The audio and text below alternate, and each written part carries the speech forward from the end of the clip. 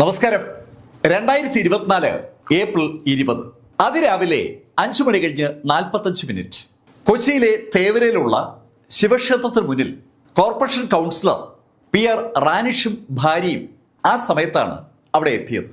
റാനിഷിന്റെ വാഹനത്തിൽ നിന്ന് ഭാര്യ ഇറങ്ങിയ ആ സമയത്താണ് റാനിഷിന് ഒരു ഫോൺ കോൾ ലഭിക്കുന്നത്. ഫോൺ വിളിച്ചത് സിനിമാ നിർമ്മാതാവ് ആൻഡ്രോ ജോസഫാണ്. കൊച്ചിയിലെ പനമ്പള്ളി നഗറിലുള്ള സംവിധായകൻ ജോഷിയുടെ വീട്ടിൽ രാത്രി ഒരു മോഷണം നടന്നിരിക്കുന്നു. ആ വിവരമാണ് ആൻഡ്രോ ജോസഫ് കൗൺസിലർ റാനിഷിനോട് പറഞ്ഞത്. റാനിഷും പനമ്പള്ളി നഗറിന് സമീപത്താണ് താമസിക്കുന്നത്. ജോഷി താമസിക്കുന്ന പനമ്പള്ളി നഗർ ഒരു പോഷ് ഏരിയയാണ്. തന്റെ വീട്ടിൽ മോഷണം നടന്ന കാര്യം ജോഷിയാണ് നിർമ്മാതാവ് ആൻഡ്രോ ജോസഫിനെ വിളിച്ചു പറഞ്ഞത്. മോഷണ വിവരം പോലീസിനോട് പറയുന്നതിന് മുമ്പേ അവിടെയുള്ള കൗൺസിലറെ അറിയിക്കാനാണ് ആൻഡ്രോ ജോസഫിന് തോന്നിയത്. അതുകൊണ്ടാണ് ആൻഡ്രോ ജോസഫ് കൗൺസിലർ PR റാനിഷിനെ വിളിച്ച് കാര്യം പറഞ്ഞത്. ആൻഡ്രോ ജോസഫിൽ നിന്ന് കാര്യം പറഞ്ഞ Ranish central sub division ACP P രാജ്കുമാറിനെ വിളിച്ചു.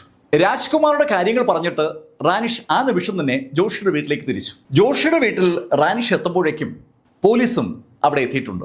എറണാകുളം ടൗൺ സൗത്ത് പോലീസ് സ്റ്റേഷനിൽ നിന്ന് ഒരു ഇൻസ്പെക്ടറും കുറച്ച് പോലീസുകാരുമാണ് ജോഷിയുടെ വീട്ടിൽ എത്തിയിരിക്കുന്നത്. ജോഷിയുടെ വീട്ടിലെത്തിയ പോലീസുകാർ പ്രാഥമിക അന്വേഷണം ആരംഭിച്ച ആ നിമിഷത്തിൽ തന്നെ councillor Ranish district police commissioner Shyam സുന്ദറെ ഫോണിൽ വിളിച്ചു. പോലീസ് കമ്മീഷണർ P ശ്യാം സുന്ദറെ റാനിഷ് കാര്യങ്ങൾ ധരിപ്പിക്കുമ്പോഴേക്കും ജോഷിയുടെ വീട്ടിലെത്തിയ പോലീസുകാർ അവിടെ നടന്ന മോഷണത്തിന്റെ ഒരു വ്യാപ്തി ഏതാണ്ട് മനസ്സിലാക്കി കഴിഞ്ഞു. 35 വർഷമായി ജോഷി താമസിക്കുന്ന വീട്ടിലാണ് മോഷണം നടന്നിരിക്കുന്നത്.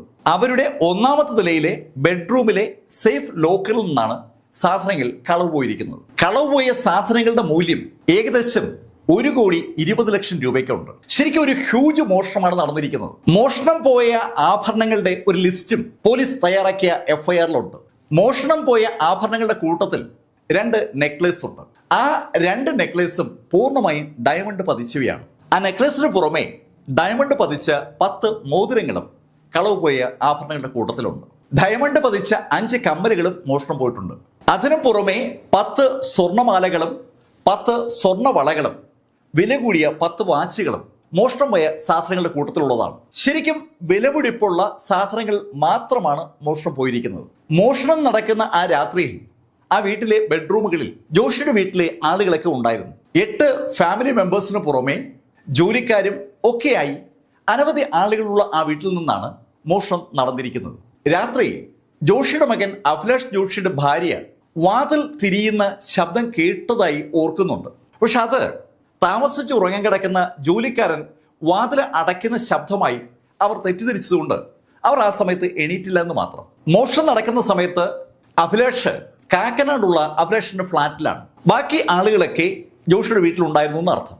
പോലീസ് നടത്തിയ സൂക്ഷ്മമായ പരിശോധനയിൽ കള്ളൻ അകത്തേക്ക് കടന്ന വഴി മനസ്സിലായി. കിച്ചണിലെ വിൻഡോ സ്ക്രൂ ഡ്രൈവർ ഉപയോഗിച്ച് ഇളക്കിയാണ് കള്ളൻ അകത്തേക്ക് കടന്നിരിക്കുന്നത്. ആ കൂറ്റൻ വീട്ടിൽ സെക്യൂരിറ്റിയുടെ ഭാഗമായി 8 CCTV ക്യാമറകളുണ്ട്. പക്ഷേ ആരെങ്കിലും അതിക്രമിച്ച് കയറിയാൽ അലാറം അടിക്കാനുള്ള സംവിധാനം അവിടെ ഇല്ല. ആ 8 CCTV ക്യാമറകളിൽ ഒന്നിൽ കള്ളന്റെ രൂപം ഭാഗികമായി പതിഞ്ഞിട്ടുണ്ട്. അയാളുടെ ഒരു സൈഡ് പോസ്റ്റാണ് CCTV പതിഞ്ഞിട്ടുള്ളത്. അയാളുടെ സൈഡ് പോസ്റ്റ് CCTVയിൽ പതിഞ്ഞ ആ നിമിഷത്തിൽ തന്നെ CCTVയുടെ സാന്നിധ്യം കള്ളൻ ഐഡന്റിഫൈ ചെയ്തു എന്ന് വ്യക്തമാണ്.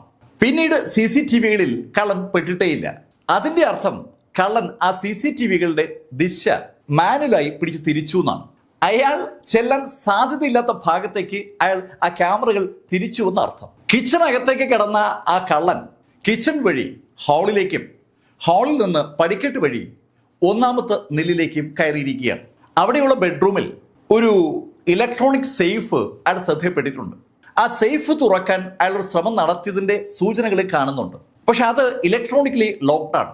അപ്പോഴാണ് അയാളുടെ ശ്രദ്ധ ആ സ്വർണ്ണാഭരണങ്ങൾ വെച്ചിരുന്ന സേഫിലേക്ക് പതിയുന്നത്. അത് അയാൾക്ക് വളരെ എളുപ്പം തുറക്കാൻ പറ്റിയെന്ന് അർത്ഥം. ആ സേഫ് പരിശോധിച്ച പോലീസിനെ ഒറ്റനോട്ടത്തിൽ തോന്നിയത് ആ സേഫ് പൂട്ടിയിട്ടുണ്ടായിരുന്നില്ല എന്നാണ്. പക്ഷേ അഭിലാഷിന്റെ ഭാര്യയും വീട്ടിലെ മറ്റംഗങ്ങളും ഒക്കെ ആ സേഫ് പൂട്ടിയിട്ടുണ്ടെന്ന് തീർത്തു പറയുകയാണ്. ആ സേഫ് പൂട്ടിയിട്ടുണ്ടായിരുന്നുവെങ്കിൽ ആ സേഫ് പൊളിക്കുന്ന ശബ്ദം സ്വാഭാവികമായിട്ടും ആരുടെയെങ്കിലും ശ്രദ്ധയപ്പെടേണ്ടതാണ്. ആരും ഒരു ശബ്ദവും കേട്ടിട്ടില്ല. അക്കാര്യം പോലീസ് ചൂണ്ടിക്കാണിച്ചപ്പോഴാണ് ജോഷിയുടെ വീട്ടുകാർ പോലീസിന്റെ ശ്രദ്ധയിൽ മറ്റൊരു കാര്യം കൊണ്ടുവരുന്നത്. ആ മുറി ശരിക്കും ഉടൻ പാനൽ കൊണ്ട് കവേർഡാണ്. ആ മുറിക്കകത്ത് ഒരു ശബ്ദമുണ്ടായാൽ പുറത്ത് കേൾക്കില്ല എന്നർത്ഥം. ഒരു സൗണ്ട് പ്രൂഫ് സംവിധാനമുള്ള മുറിയാണെന്ന് വേണമെങ്കിൽ മകനെ വിളിക്കാം. സേഫ് പൊളിക്കുന്ന ശബ്ദം മറ്റു മുറികളിലുള്ള ആരും കേൾക്കാതിരുന്ന ആ സമയത്ത് ആ ആഭരണങ്ങൾ മുഴുവൻ കളക്ട് ചെയ്ത കള്ളൻ വന്ന വഴിയിലൂടെ തന്നെ താഴെ ഇറങ്ങി കിച്ചണിലെ ആ ജനാല വഴി പുറത്തിറങ്ങി രക്ഷപ്പെട്ടിരിക്കുകയാണ്. പോലീസിന്റെ പ്രാഥമിക അന്വേഷണത്തിലൂടെ പോലീസിന് മനസ്സിലായത് ഇത്രയും കാര്യങ്ങളാണ്. രാത്രി 1 മണിക്കും 2 മണിക്കും ഇടയിലായിരിക്കും മോഷണം നടന്നിരിക്കുക. പോലീസിന് ആ കാര്യം ഏതാണ്ട് ഉറപ്പാണ്. ആ സമയത്ത് പോലീസ് വിളിക്കുക ഗോൾഡൻ അവേഴ്സ് എന്നാണ്. ആ സമയത്ത് ഉറങ്ങാൻ കിടക്കുന്ന ഏതൊരാളും ഗാഢ നിദ്രയിലായിരിക്കും. കള്ളന്മാർക്ക് ആ കാര്യം അറിയാം. അതുകൊണ്ടാണ് ആ സമയം മോഷണത്തിന് വേണ്ടി അവർ തിരഞ്ഞെടുക്കുന്നത്. 1 മണിക്കും 2 മണിക്കും ഇടയിൽ മോഷണം നടത്തിയ കള്ളൻ അവിടെ നിന്ന് രക്ഷപ്പെടാൻ എന്തെങ്കിലും മാർഗങ്ങൾ ഉപയോഗിച്ചിട്ടുണ്ടാവും. ആ മാർഗം കണ്ടുപിടിച്ചാൽ കള്ളനെ പിടികൂടാൻ പറ്റുമെന്നൊരു തോന്നൽ പെട്ടെന്ന് പോലീസിനുണ്ടായി.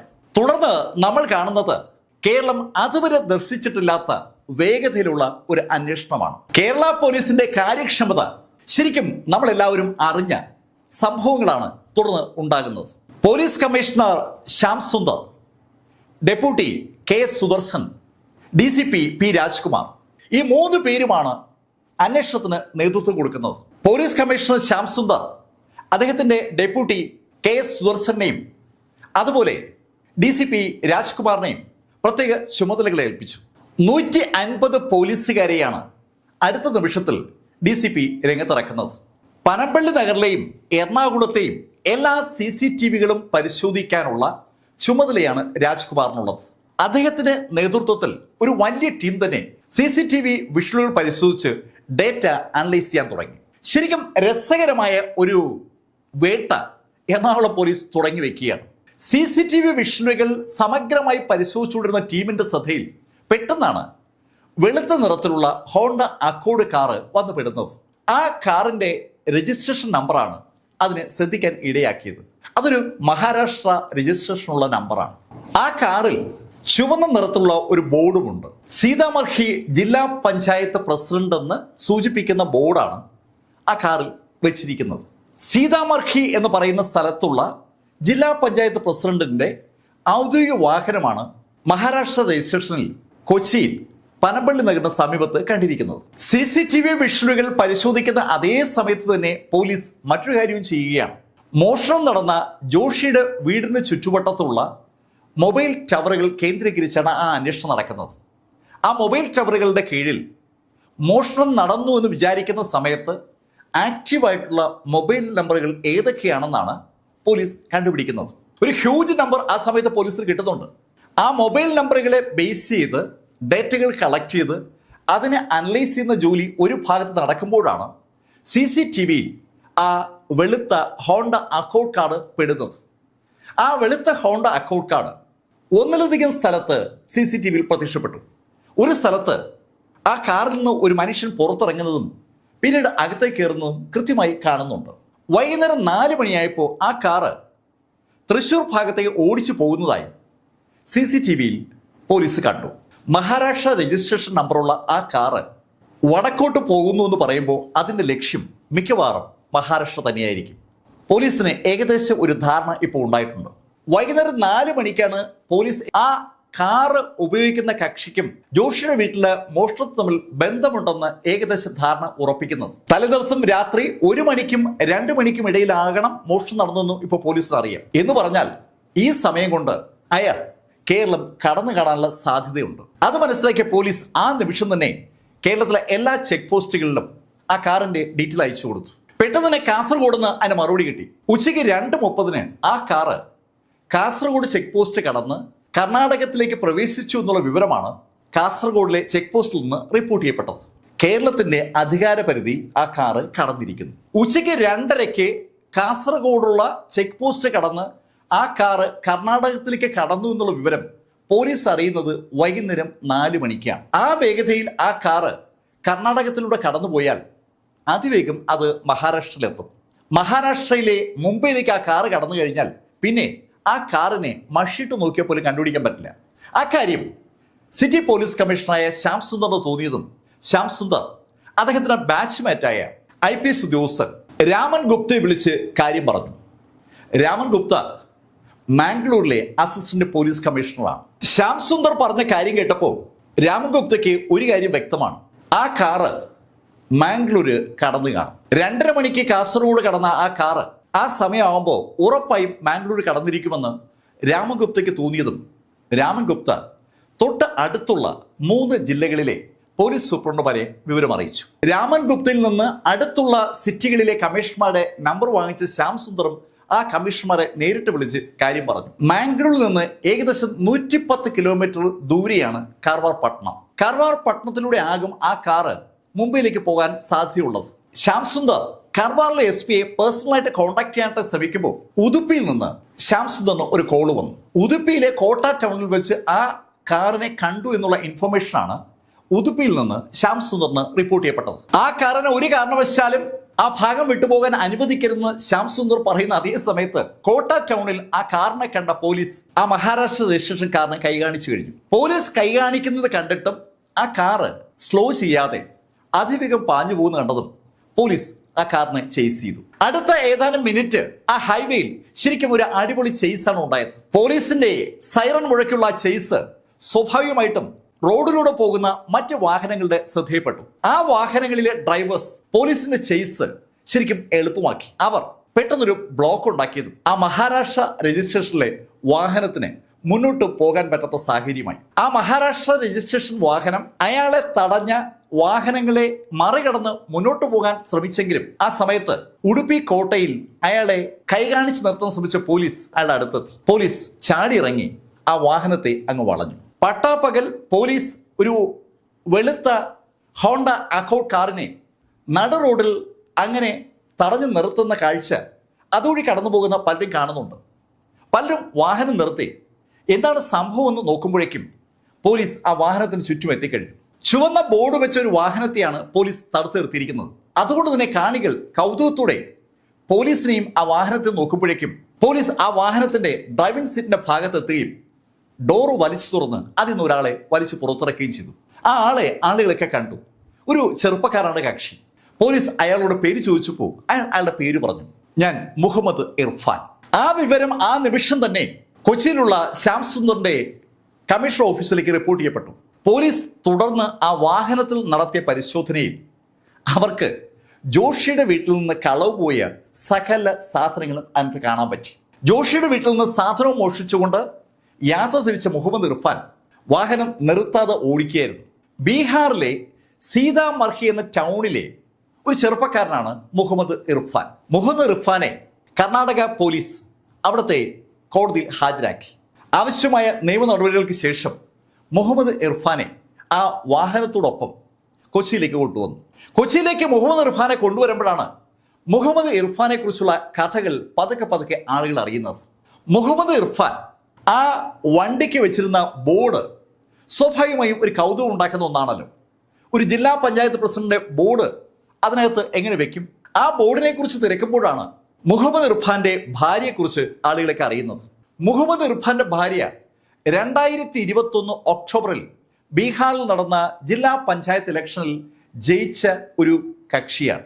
അവര് യഥാർത്ഥത്തിൽ ആ ഇലക്ഷന് മത്സരിക്കുന്ന സമയത്ത് മുഹമ്മദ് ഇർഫാനാണ് ആ ഇലക്ഷൻ വിജയിക്കാൻ അവരെ സഹായിച്ച വ്യക്തി. മുഹമ്മദ് ഇർഫാൻ ആദ്യമായി പോലീസ് കേസുകളിൽ പെടുന്നത് 2010-ലാണ്. 2010 സഹോദരിയുടെ വിവാഹത്തിന് പണമില്ലാതെ വന്നപ്പോഴാണ് ആദ്യമായി ഒരു മോഷണം മുഹമ്മദ് ഇർഫാൻ നടത്തുന്നത്. മുഹമ്മദ് ഇർഫാൻ പഠിക്കുന്ന സമയത്ത് പരിചയപ്പെട്ട പെൺകുട്ടിയാണ് മുഹമ്മദ് ഇർഫാന്റെ ഭാര്യ. അവര് ശരിക്കും ദാരിദ്ര്യത്തെ മുഖാമുഖം കണ്ട വ്യക്തികളാണ്. അനവധി ജോലികൾ ആ ദമ്പതികൾ വിവാഹം കഴിഞ്ഞ കാലഘട്ടത്തിൽ ചെയ്തു നോക്കിയിരുന്നു. മുംബൈയിലും ദില്ലിയിലും ഒക്കെ പലതരത്തിലുള്ള ജോലികൾ ചെയ്ത അവർ അവസാനം മോഷണമാണ് പറ്റിയ മാർഗമെന്ന് കണ്ടെത്തി മോഷണത്തിലേക്ക് തിരിഞ്ഞ ആളുകളാണ്. ഉത്തർപ്രദേശിലും കേരളത്തിലും മധ്യപ്രദേശിലും ബോംബെയിലും ദില്ലിയിലും ഒക്കെ അനവധി കേസുകൾ ഈ മുഹമ്മദ് ഇർഫാന്റെ പേരിലുണ്ട്. മുഹമ്മദ് ഇർഫാനെ കുറിച്ചുള്ള കഥകൾ പത്രങ്ങൾ ചികഞ്ഞെടുക്കുമ്പോഴാണ് ശരിക്കും രസകരമായ ഒരു ജീവിത പശ്ചാത്തലം മുഹമ്മദ് ഇർഫാൻ ഉണ്ടെന്നുള്ള കാര്യം നമ്മളൊക്കെ അറിയുന്നത്. മുഹമ്മദ് ഇർഫാന്റെ ഭാര്യ കഴിഞ്ഞ ജില്ലാ പഞ്ചായത്ത് ഇലക്ഷൻ ജയിക്കുന്നത് 2000 വോട്ടിന്റെ ഭൂരിപക്ഷത്തിലാണ്. ആളുകൾ മുഹമ്മദ് ഇർഫാന് വേണ്ടിയാണ് മുഹമ്മദ് ഇർഫാന്റെ ഭാര്യയ്ക്ക് വോട്ട് ചെയ്തത്.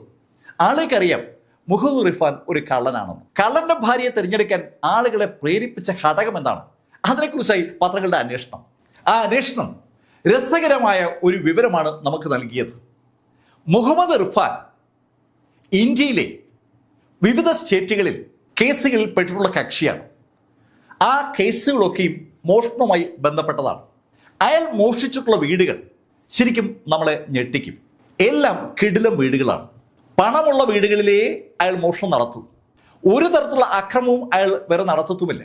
ആരെയും ആക്രമിക്കാതെ വീടിനകത്ത് കയറി അയാൾക്ക് ആവശ്യമുള്ള സാധനങ്ങളുമായി മുങ്ങുക എന്നുള്ളതാണ് ഇർഫാന്റെ രീതി.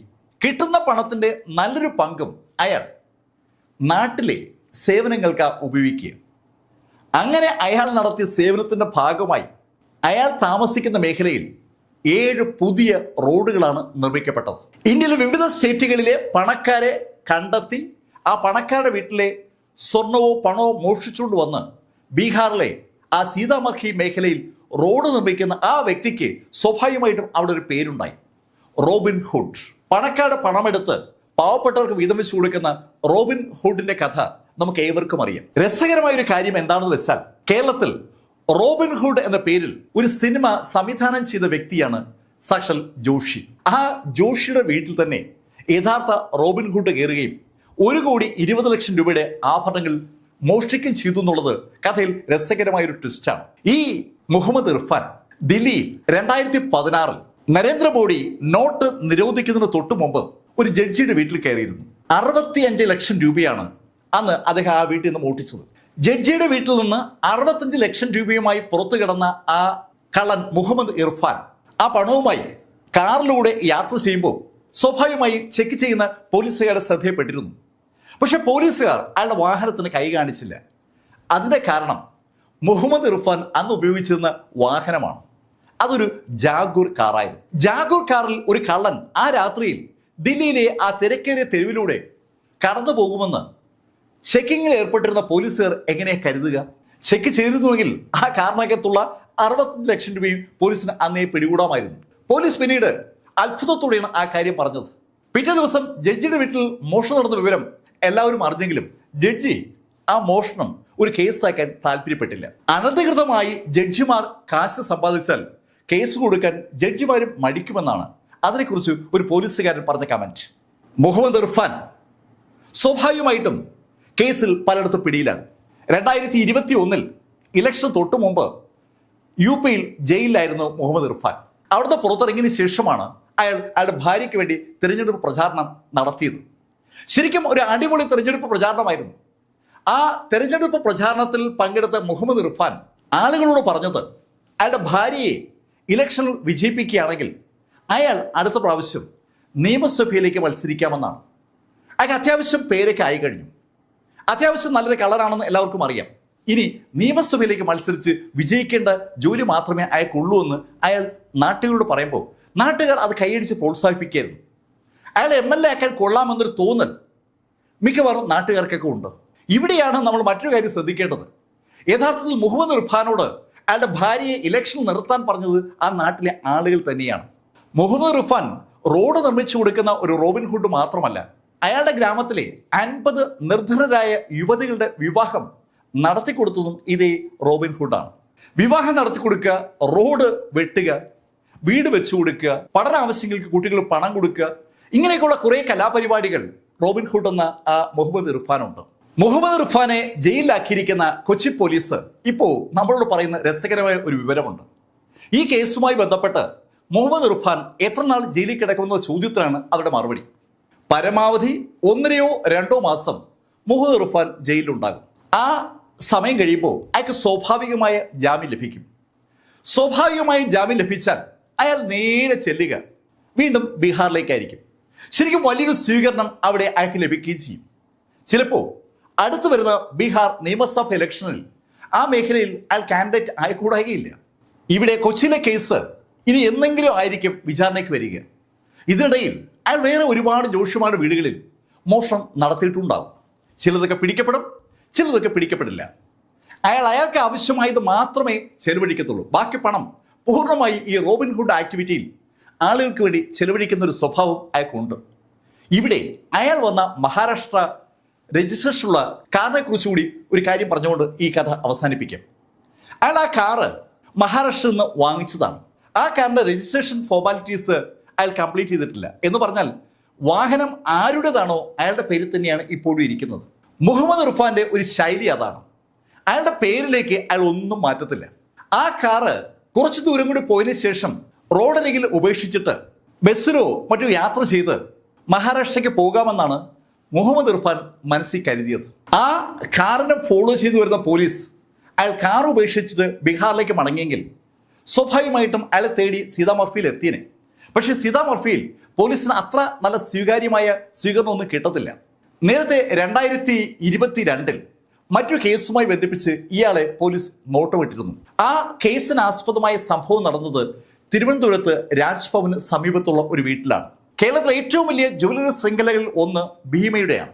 ആ ഭീമ ജുവലറിയുടെ ഉടമയുടെ വീട്ടിലാണ് ഇതിനു മുമ്പ് മുഹമ്മദ് ഇർഫാൻ കയറുന്നത്. ആ വീട്ടിൽ നിന്ന് അധികം വസ്തുക്കളൊന്നും അന്ന് മോഷ്ടിക്കാൻ മുഹമ്മദ് ഇർഫാന് പറ്റിയിരുന്നില്ല. രാജ്ഭവന് സമീപത്തായതുകൊണ്ട് വൻ സെക്യൂരിറ്റി സംവിധാനങ്ങൾ ഉള്ള സ്ഥലമാണ്.